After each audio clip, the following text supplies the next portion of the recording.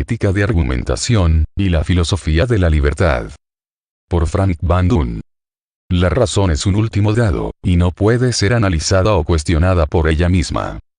Ludwig von Mises. Ninguna persona puede desobedecer a la razón sin renunciar a su pretensión de ser una criatura racional. Jonathan Swift. 1. Introducción. En una argumentación justificativa, dos o más personas buscan justificar, o excusar, una creencia o una acción, para determinar si es una creencia que uno tiene que aceptar, o una acción que uno tiene que emprender, o si las circunstancias del caso excusan a una persona de creer o de hacer algo que es contrario a lo correcto. Por ejemplo, necesidad, coacción, compulsión, coerción, o manipulación. Los filósofos, los científicos y los abogados, frecuente y públicamente se involucran en tales argumentaciones.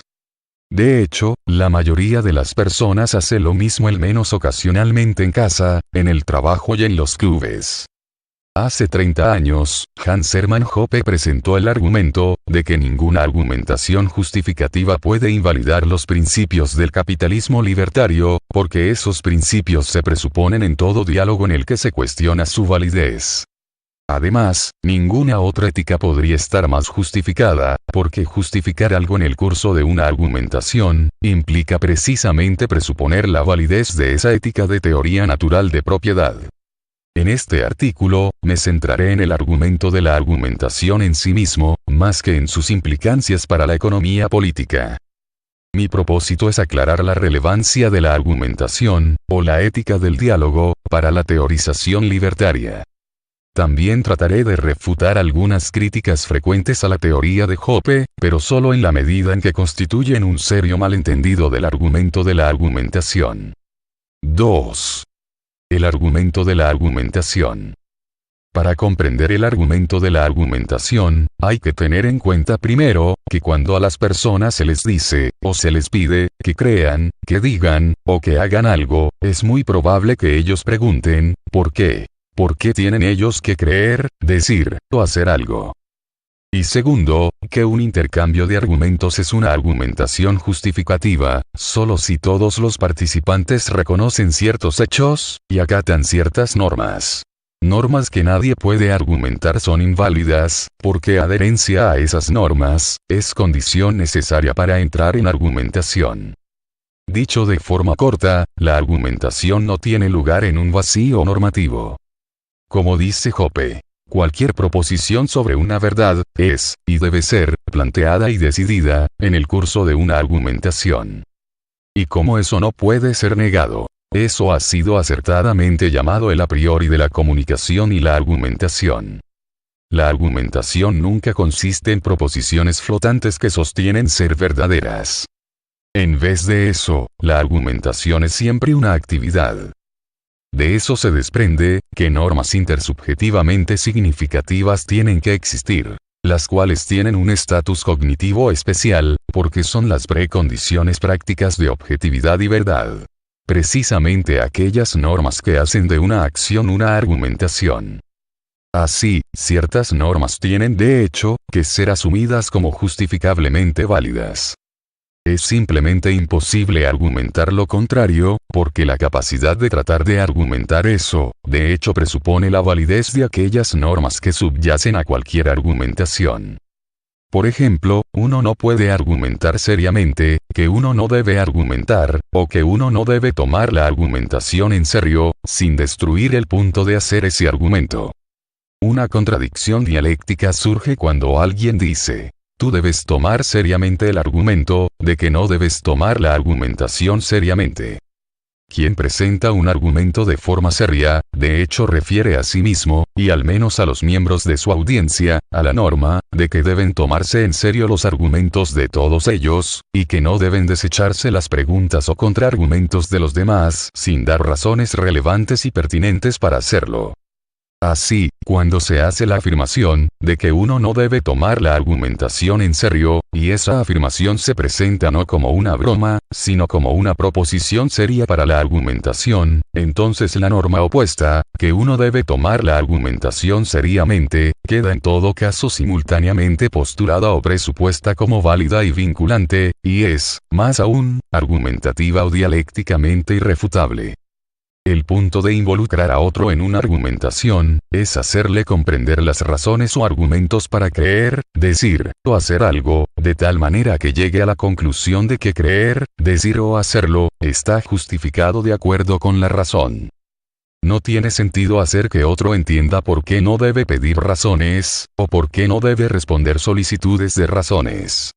De hecho, ¿qué podemos decir del argumento? Aquí hay razones convincentes de por qué no puede haber razones convincentes. Por supuesto, puede haber ocasiones en las que no se debe pedir o dar razones, por ejemplo, en una emergencia, o cuando hay otras consideraciones prudenciales para no involucrar a otro en argumentación.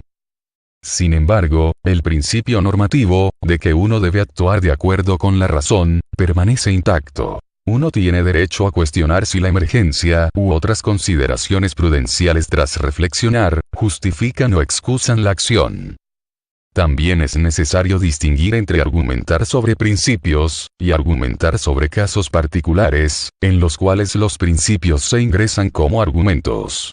Por ejemplo, sobre si mentir en una argumentación genuina es incorrecto. Y si un hombre en particular en esas circunstancias particulares, hizo mal a otro hombre al mentir.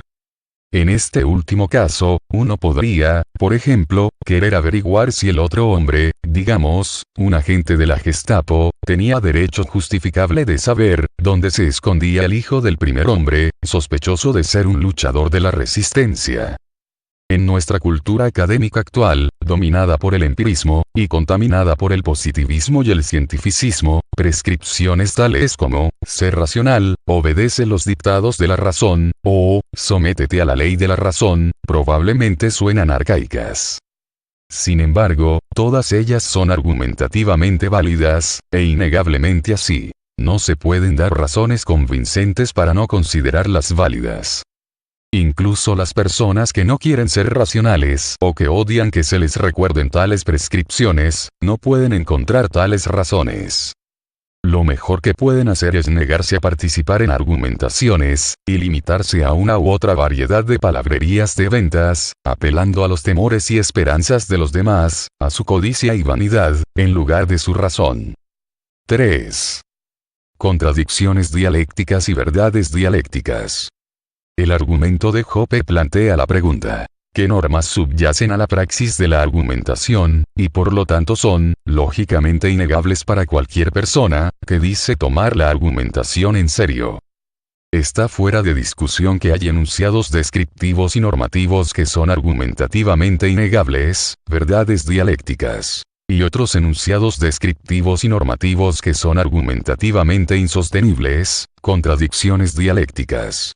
Que no son ni tautologías analíticas o contradicciones, ni enunciados empíricos o matemáticos verdaderos o falsos.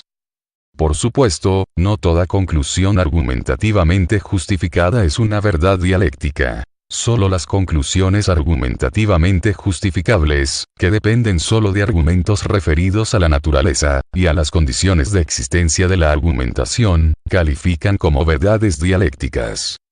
No me contradigo dialécticamente, cuando trato de convencer a mi esposa de que nuestro pez dorado no es un ser racional, pero lo hago cuando me propongo convencer a mi esposa con argumentación racional, de que ella no es capaz de entender ni producir argumentos racionales. Al hacer y responder preguntas, y al obtener respuestas a mis preguntas, no puedo sostener, sin contradicción, que no soy, o que mi oponente en la discusión no es, una persona capaz de responder. Por tanto, en cualquier diálogo, los participantes deben aceptar como verdad dialéctica, que cada uno de ellos es un animal rationis capax, un ser capaz de razonar, una persona, como diré de aquí en adelante. Además, deben aceptar como verdad dialéctica, que son capaces de comunicarse y argumentar entre ellos, y que cada uno de ellos es una persona aparte, capaz de decir lo que piensa, y que, a menos que existan razones específicas suficientes para afirmar lo contrario, tiene derecho a hacerlo. El punto de tener un diálogo se perdería si uno de los oradores no fuera más que un portavoz del otro con quien se supone debería estar discutiendo. No habría un diálogo genuino si los participantes fueran simplemente actores, leyendo las líneas de un guión escrito por alguien más. La idea misma de un diálogo presupone una pluralidad irreductible de personas naturales. Así, en nuestra argumentación, ni tú ni yo podemos negar que el otro es otra persona separada e independiente. Aún más, los participantes no pueden sino reconocer que constituyen una comunidad de personas libres, separadas, independientes, del mismo tipo racional. La libertad entre iguales es una presuposición de la argumentación, y no puede ser negada en una argumentación. Es una verdad dialéctica que, en el contexto de la argumentación, la lógica y los hechos deben tomarse en serio. Cualquier intento de negar, refutar o derribar argumentativamente esa norma, implicaría una apelación a tomar en serio la lógica y los hechos. Cualquiera que considerase exitoso dicho intento, tendría que admitir que la lógica del argumento o los hechos que invocó, son irrelevantes para su conclusión. Del mismo modo, es dialécticamente verdadero, que uno debe estar dispuesto a responder cuando se le piden razones o argumentos justificativos, y dispuesto a aceptar la crítica racional de todo lo que uno hace o dice. Es una verdad dialéctica, que silenciar al oponente, amordazarlo por la fuerza, o intimidarlo amenazándolo con causarle daño, o incluso a cualquier otra persona, no es un movimiento permisible en una argumentación. Voy a quemar tu casa, si te atreves a estar en desacuerdo conmigo, o, me ocuparé de que tus hijos nunca consigan un trabajo decente en esta ciudad, es un movimiento ilegítimo en una argumentación, ni más ni menos que, te cortaré la lengua. Tales movimientos destruirían las condiciones bajo las cuales la argumentación puede cumplir su propósito. De manera más general, es dialécticamente cierto, que uno tiene que respetar la integridad física de los oponentes en una argumentación, no solo sus cuerpos sino también sus propiedades, todo lo que poseen, esto es, lo que poseen o controlan justificadamente, o que están justificados de reposeer o traer de vuelta bajo su control. Esta es, por supuesto, solo otra forma de decir, la respetabilidad de la condición de libertad entre iguales que mencioné anteriormente. También es una verdad dialéctica, que sobornar a un oponente, por ejemplo, prometiéndole dinero o una posición lucrativa o prestigiosa, a cambio de que él no haga ciertas preguntas, o que solo dé ciertas respuestas, no es un movimiento permisible en argumentación. Tal movimiento viciaría la argumentación, porque pone en duda los motivos del oponente de hacer preguntas o responderlas, ya que no está claro si está participando en la argumentación o simplemente buscando una recompensa. Evidentemente, las personas, esto es, los seres capaces de razonar, tienen que ser racionales, es una verdad dialéctica, y, nuestra razón debe ser esclava de nuestras pasiones es una contradicción dialéctica. Lo anterior son ejemplos de verdades dialécticas, o de contradicciones dialécticas, algunas de ellas descriptivas, otras prescriptivas o normativas. Junto con otras, algunas de las cuales se mencionarán a continuación, constituyen lo que llamaré, la ley de la razón. 4. Normas justificadas racionalmente. Claramente, involucrarse en una argumentación, implica un compromiso de someterse a una serie de normas, porque cualquier violación o desviación de esas normas, deteriora y posiblemente hasta destruye el propósito de la argumentación misma. Estas normas entran en juego cuando, preguntas sobre la justificabilidad de acciones de cualquier tipo, son planteadas y sometidas a argumentación. Toda acción, desde simplemente mantener una creencia, hasta producir efectos a gran escala en el mundo físico, puede ser cuestionada respecto a su justificabilidad.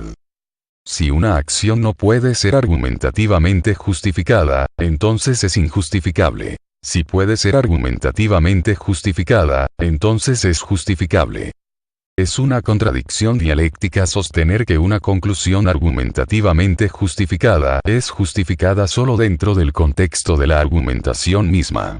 Por ejemplo, que agredir a otra persona en el curso de una argumentación no está justificado, pero que agredirla después está justificado, incluso si no ha hecho nada que justifique la imposición de dolor o daño. Del mismo modo, dado que sobornar a una persona en el curso de argumentación es injustificado, también es injustificado fuera del contexto de argumentación.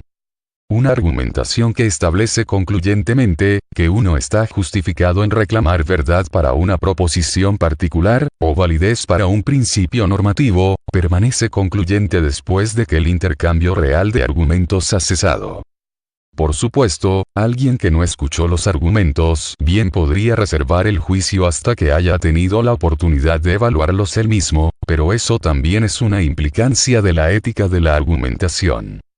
Sin embargo, una negativa contundente a aceptar la conclusión de una argumentación, no acompañada de razones que pretendan justificar el rechazo, no puede comprometer a nadie más que a aquel que pretende refutarla, y no puede considerarse una justificación en sí misma. Un escéptico perezoso puede responder sin esfuerzo a cada argumento con, no estoy convencido. Pero no tiene sentido involucrar a un escéptico perezoso en una argumentación.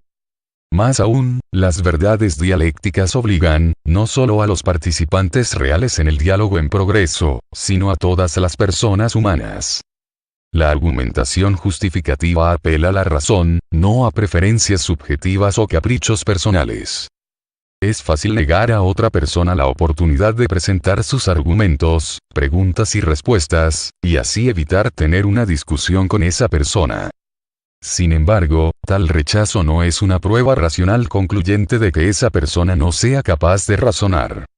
La negativa de A a hablar con B no prueba que B esté fuera del campo de la argumentación. Tratar a una persona como si no fuera persona, no es justificable sobre el mero hecho de que uno le ha negado la oportunidad de demostrar que es capaz de razonar. Es dialécticamente verdadero que, al tratar con otros iguales a uno, otros seres humanos, uno debe suponer que son personas, al menos hasta que haya suficiente evidencia de que no lo son. La presunción contraria, de que los demás no son capaces de razonar, es una contradicción dialéctica, porque equivale a una negativa a priorística a tomar en serio los argumentos de ellos.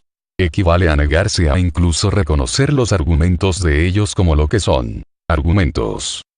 La presunción de racionalidad está implícita en la práctica de la argumentación misma. Obviamente, la presunción de racionalidad es descartable en casos particulares.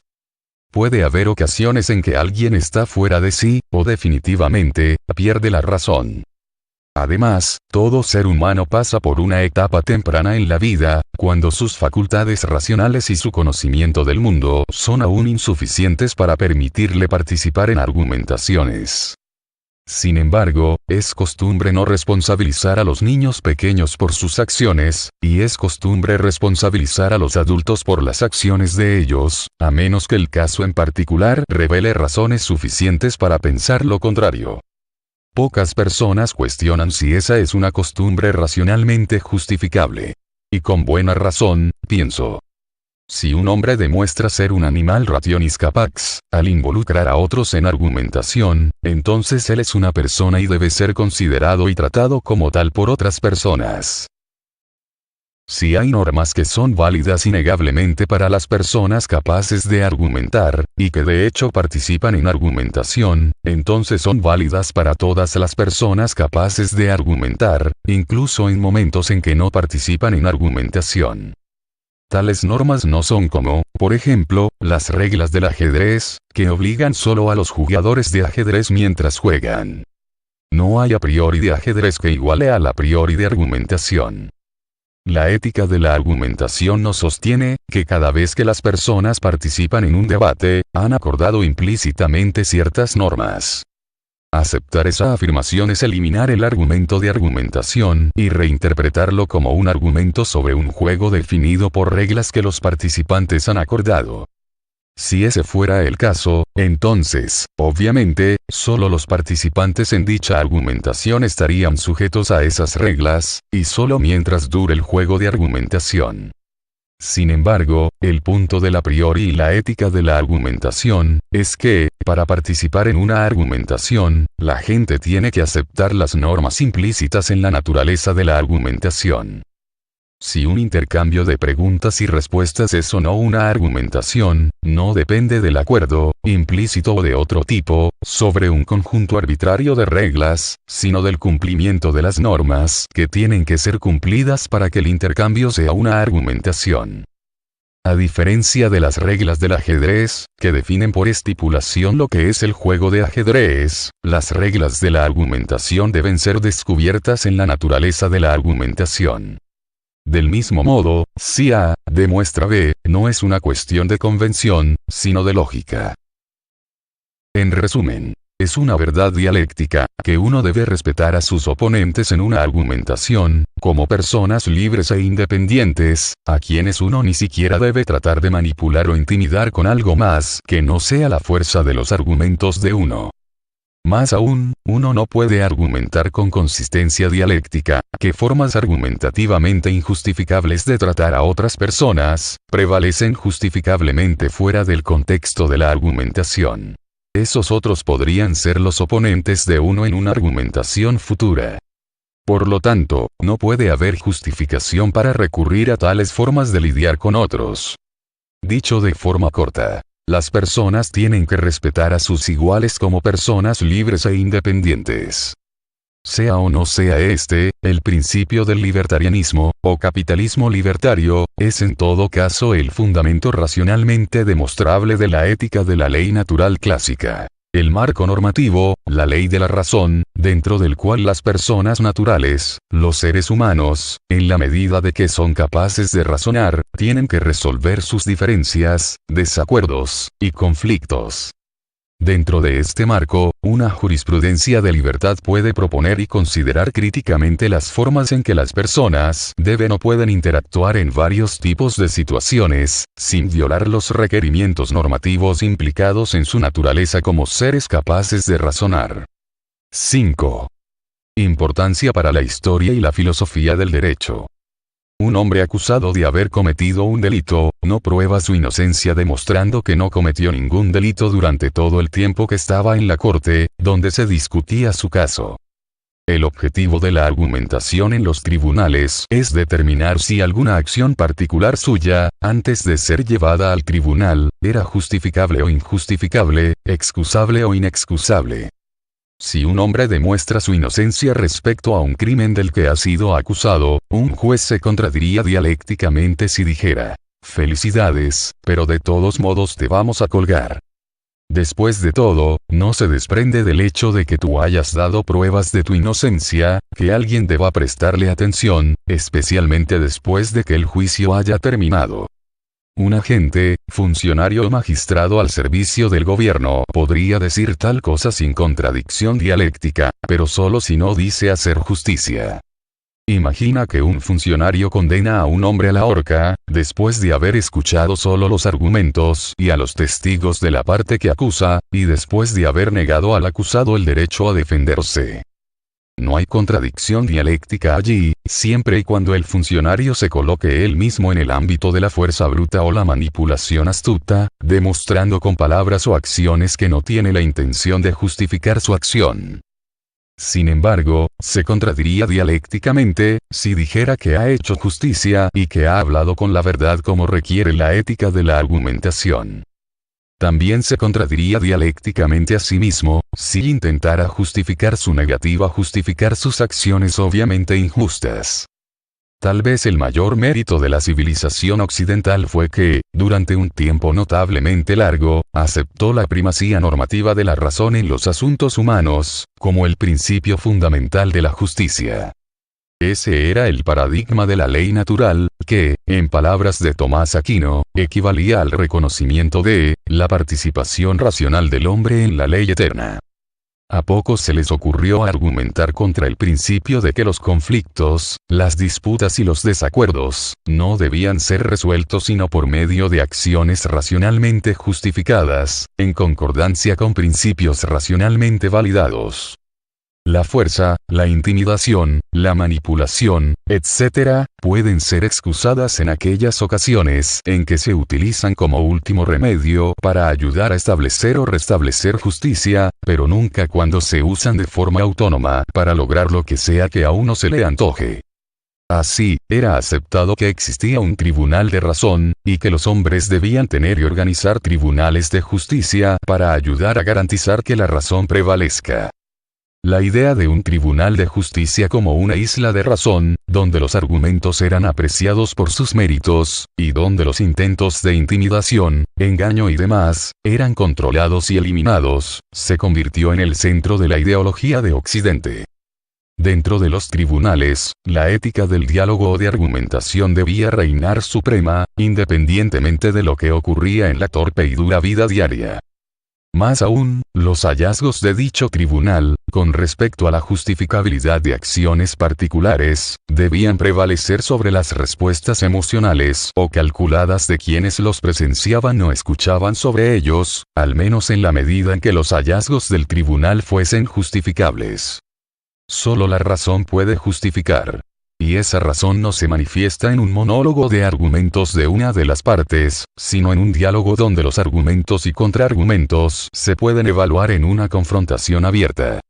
Así, se dio por sentado que un tribunal debía escuchar a todas las partes involucradas en la disputa y darles la oportunidad de justificar, o al menos excusar, sus acciones. Que los jueces debían llegar a la verdad del asunto únicamente sobre la base de los méritos del caso, como surgen del relato de testigos confiables, y los argumentos presentados en el tribunal por las partes en conflicto. Y que esos veredictos debían tener autoridad normativa siempre que no se demuestre que están equivocados.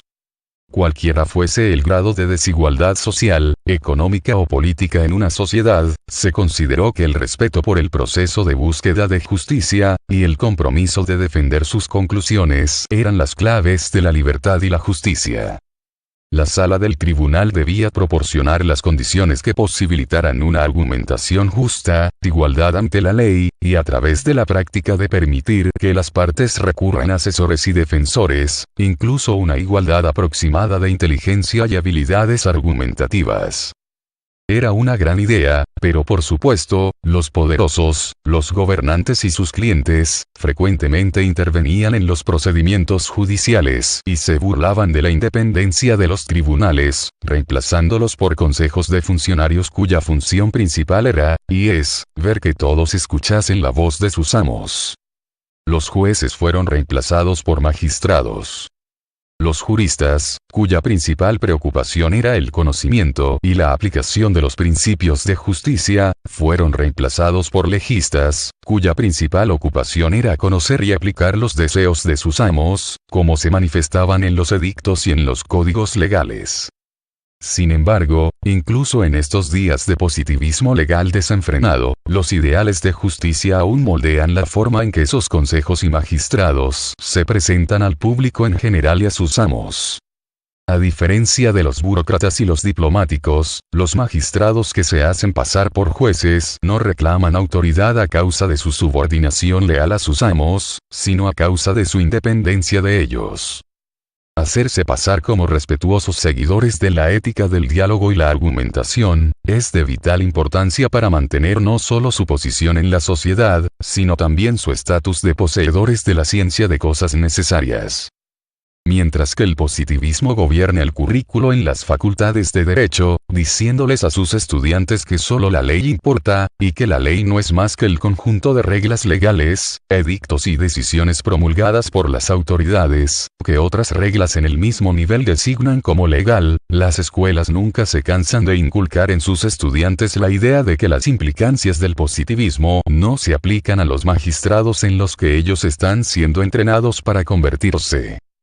Al igual que los científicos, deben ser conscientes de que supuestamente responden a un llamado que trasciende la lealtad a cualquier régimen social o político. Al igual que los científicos, deben sentirse con derecho a reclamar inmunidad ante interferencia arbitraria, no como un derecho humano general sino como un privilegio profesional. Y al igual que los científicos en la era de la gran ciencia politizada, no deben tener ningún escrúpulo de servir y asistir a los poderes, siempre y cuando estos últimos les mantengan la fachada de independencia. Aunque en una forma cada vez más debilitada y corrompida, la ética de argumentación todavía tiene un lugar en la imaginación como baluarte de la coexistencia civilizada, sin importar cuán oscura se ha hecho la distinción entre científico y experto gubernamental, o entre juez y magistrado, en el discurso público. Sin embargo, su fuerza se debilita cuando el punto de argumentación en un tribunal ya no es revelar qué acciones son justificables y cuáles no, sino simplemente determinar qué parte acataba el conjunto de reglas arbitrarias políticamente impuestas. Luego, la argumentación se deja de lado y se da paso a un concurso, en el cual una mente legal intenta burlar a su oponente, en un juego que se centra principalmente en las habilidades de combinar clasificaciones legales oficialmente reconocidas sobre hechos, reglas legales, otros datos legales como precedentes, y nociones de moda en un caso fuerte. Del mismo modo, la ética de argumentación y el diálogo pierde su fuerza en los intercambios entre científicos si convencer a las autoridades de la relevancia social o política de la investigación de uno se convierte en la prioridad. El argumento de argumentación no es un mero artefacto académico sin significado práctico. Subraya la tradición occidental de la filosofía del derecho, y su impresionante cosecha de principios de justicia sustantiva y procesal, que inspiran respeto, incluso después de más de un siglo de desprestigio sistemático en manos de positivistas cientificistas y otros, para quienes la razón del hombre no cuenta para nada, y su voz, su voto, para todo. 6. Argumentar, o no argumentar. Con pocas excepciones desafortunadas, todos los seres humanos son capaces de razonar. Desafortunadamente, muchas personas prefieren no subir de nivel a la condición de animal racional, aceptando, o al menos esforzándose, por vivir dentro de la ley de la razón. Muchos son oportunistas, que apelan a la ley de la razón, si es que acaso lo hacen, solo cuando les conviene. Para ellos, ¿qué hay para mí? Es una pregunta mucho más apremiante que, ¿qué es lo correcto que se debe hacer? En consecuencia, prefieren vivir sobre la base de la prudencia, más que sobre la de la sabiduría, la prudencia controlada por la razón, tal como lo harían en sus interacciones con animales y otros fenómenos naturales. Sin embargo, pocas personas pueden resistir la tentación de distinguir entre lo correcto y lo incorrecto, y de pedir justificación para sus juicios en cuestiones de lo correcto y lo incorrecto. Sin embargo, muchos quieren la recompensa de una justificación, sin el trabajo arduo de argumentar, y generalmente se conforman con prejuicios en lugar de juicios bien argumentados. Mucha gente preferiría morir antes que pensar. De hecho lo hacen. Eso no es una refutación de la ley de la razón, sino una indicación de la imperfección del hombre a la luz de su facultad más distintiva, la razón. Considere la frase de Jonathan Swift que elegí como lema para este artículo. Ninguna persona puede desobedecer a la razón, sin renunciar a su pretensión de ser una criatura racional. Eso expresa una verdad dialéctica. La razón debe ser obedecida, porque uno no puede argumentar consistentemente, que la razón no debe ser obedecida. También establece una consecuencia argumentativamente justificada de desobedecer la razón. Uno renuncia a la pretensión de ser un ser racional, porque uno no puede argumentar consistentemente, que es un ser racional, y rechazar la obligación de cumplir con los dictados de la razón. Recordemos que Swift definió al ser humano como un animal rationis capax. No como un ser que lo es siempre y en todo lugar, como si estuviera automáticamente, en sintonía con la razón, sino como uno para quien es una cuestión de elección aceptar o no ser racional. Vivir o esforzarse por vivir, aceptar juzgar y ser juzgado, de acuerdo con los dictados de la razón. Obviamente, es físicamente posible que un ser humano se rehúse a colocarse bajo la autoridad de la razón. Sin embargo, no puede argumentar, sin contradicción dialéctica, que los dictados de la razón no se aplican a él sino solo a los otros. Lo mismo vale para un hombre que quiere reclamar sus derechos de acuerdo con la ética de la argumentación, pero se niega a reconocer las obligaciones que ella le impone. Esa también es una posición argumentativamente insostenible. Los hombres que se rehúsan a estar sujetos a la ética del diálogo o argumentación, no pueden esperar tener éxito en justificar argumentativamente esa posición. Tales personas eligen actuar e interactuar con otros fuera del reino de la razón. Al colocarse fuera de la ley de la razón, el contexto donde apelar a la razón o a la justicia puede hacerse de manera significativa, eligen ser proscritos, outlaws. No solo abandonan su reclamo de ser considerados personas racionales, sino que también liberan a todos los demás de la obligación racional y argumentativamente válida, de tratarlos como personas de acuerdo con los dictados de la razón. El punto es, que si uno activa o no sus capacidades racionales, es una cuestión de elección. Podemos optar por entrar en el comercio civilizado entre nosotros, aceptando el a priori de argumentación, y todo lo que conlleva. O podemos negarnos a hacerlo, y jugar el juego de la jungla obesiana. Algunos elegirán la segunda opción, renunciando así a sus derechos bajo la ley de la razón, y justificando que otros los traten como cosas salvajes, que uno puede tratar de manipular, pero con quienes no tiene sentido argumentar. Y si lesionan contra derecho, justifican a los demás a tratarlos como enemigos. No hay contradicción en su elección, siempre y cuando no pretendan ser capaces de argumentar, que colocarse fuera de la ley de la razón es lo correcto que se debe hacer. De hecho, algunas personas tienen un éxito notable al ubicarse fuera, o por encima, de la ley de la razón. Sin embargo, ellos, sus seguidores, clientes, y apologistas, nunca pueden justificar su postura en una discusión racional. Puede que no les importe eso mientras se salgan con la suya, pero esa es su elección. No es un argumento con fuerza racional alguna. Su elección de convertirse en proscritos de ninguna manera invalida la ley de la razón. 7. Los proscritos y la presunción de inocencia. Hoppe no tenía razón apremiante para discutir el concepto de proscrito en el contexto de su comparación entre socialismo y capitalismo. Sin embargo, el concepto es esencial para una correcta apreciación de la ética de argumentación. Al no comprender esto, críticos como Murphy y Callahan suponen, 1, que la teoría de Hoppe implica que los delincuentes son propietarios de sí mismos, que no pueden ser castigados legítimamente por sus crímenes porque el castigo viola su autopropiedad. Y 2, que, si la teoría negara que los criminales son autopropietarios, no podría reclamar autopropiedad para nadie. Si el argumento de Hoppe no prueba que los criminales son dueños de sí mismos, entonces tampoco puede probar que los no delincuentes sí lo son, ya que no hay nada en el argumento mismo respecto al comportamiento criminal. Contra la interpretación de Murphy y Callahan, debemos señalar que el argumento de argumentación distingue claramente entre personas que se mantienen dentro de la ley de la razón, y personas que evitan o eluden esa ley. Entre los primeros, la autopropiedad es argumentativamente innegable. Entre los últimos, el asunto de la propiedad, y mucho menos de la autopropiedad, ni siquiera surge. Por supuesto, las personas racionales pueden estar justificadas en usar violencia contra un bruto o un criminal. Esto es, uno que es incapaz, por su propia naturaleza, o que no está dispuesto, por su propia voluntad, a someterse a la prueba de argumentación justificativa.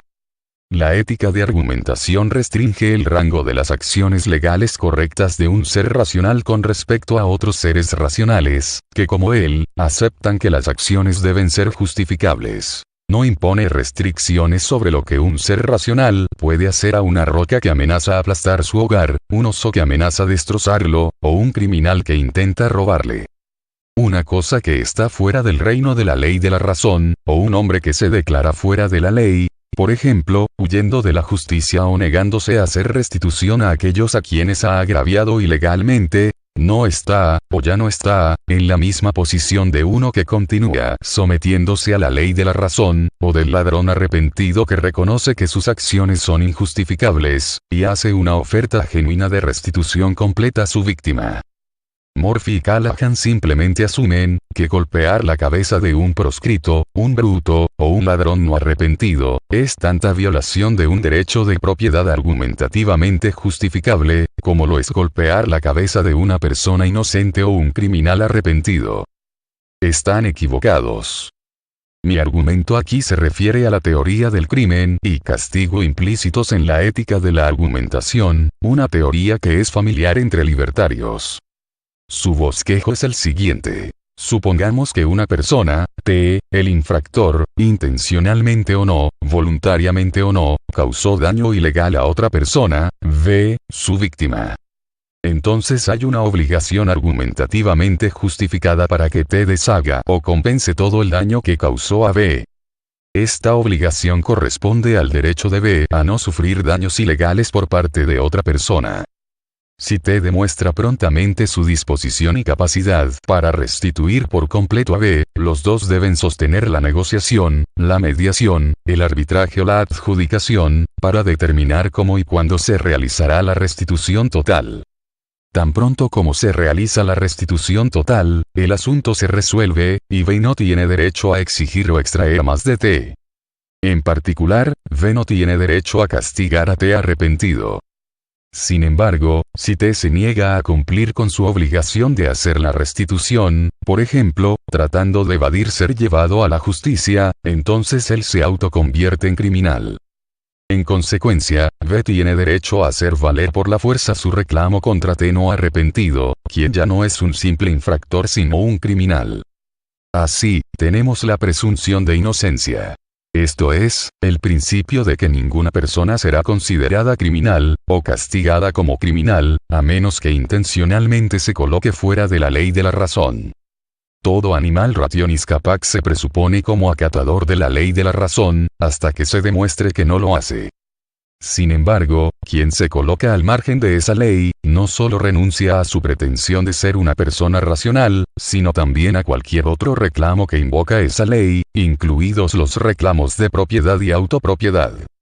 Como quedará claro en la próxima sección, nada de eso implica o sugiere que reclamos de propiedad y autopropiedad no puedan ser justificados dentro de la ley de la razón.